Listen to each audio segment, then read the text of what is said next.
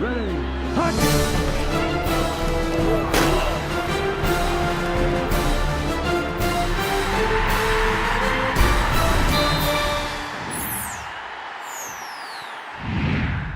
Welcome to the Cotton Bowl, where another historic Oklahoma rout occurred. I'm Barry Tramel, along with OU beat writer Travis Haney. The Sooners win at 55-17, the third blowout of the Bob Stoops era.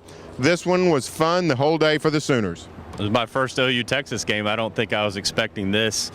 Turnovers, 5 turnovers for Texas. We thought it would be a big part of the game. It certainly was. 3 defensive touchdowns for the Sooners. That's an OU record, Bob Stoops says. Just a field day. A second half celebration. This game was over probably midway through the second quarter. On offense, Sooners Landry Jones with a stellar performance, 31 of 50, over 300 yards by halftime. Didn't get great help from his receivers if you're trying to nitpick some drop balls, but Landry was spectacular. Yeah, I mean, it's tough to find flaws in this game, and there were a few drops. I remember in particular, play just behind you, Barry, 3rd and 25.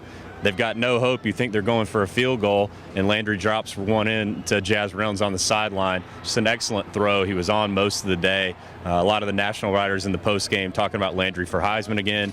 Mac Brown talking about Landry for Heisman, pumping him up, pumping the Sooners up. He didn't do anything to hurt his candidacy. I'm sure there's lots of other people out there who are going to be up for that award, but he didn't do anything here to hurt himself at all. Well, the Sooner defense, as we said, was spectacular. Really got after those Texas newcomers at quarterback. Case McCoy, David Ash, really ran for their lives most of the day. The balance of experience versus inexperience. You saw it on offense for Texas. You saw it on defense for Texas. Their secondary beaten up all day by older receivers, Ryan Burroughs, Kenny Stills. And as you mentioned, a lot of pressure. I think he wouldn't admit it in there, but Brent Venables, I think, brought more pressure today than he typically does. I remember one play early on that caused the first turnover, the fumble. He sent Corey Nelson and Aaron Colvin around the left side, the right side of the Texas line. They just didn't have any answers, and there's only so much an offensive line can do.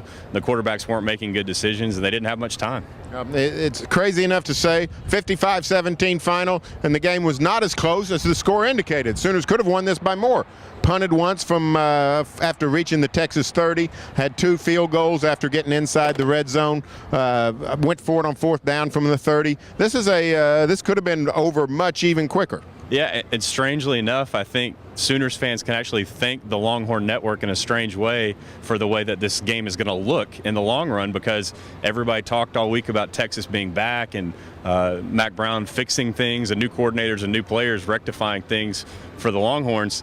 Didn't happen, but it makes it look like a better win. So this lopsided 55-17 kind of game, I think the Sooners can really build on that. You got to figure they're going to jump up to at least number 2 in the AP poll after sliding a couple of times. I'd be surprised if they didn't, but the way that they won the game, I think more than anything else is what's going to stand out.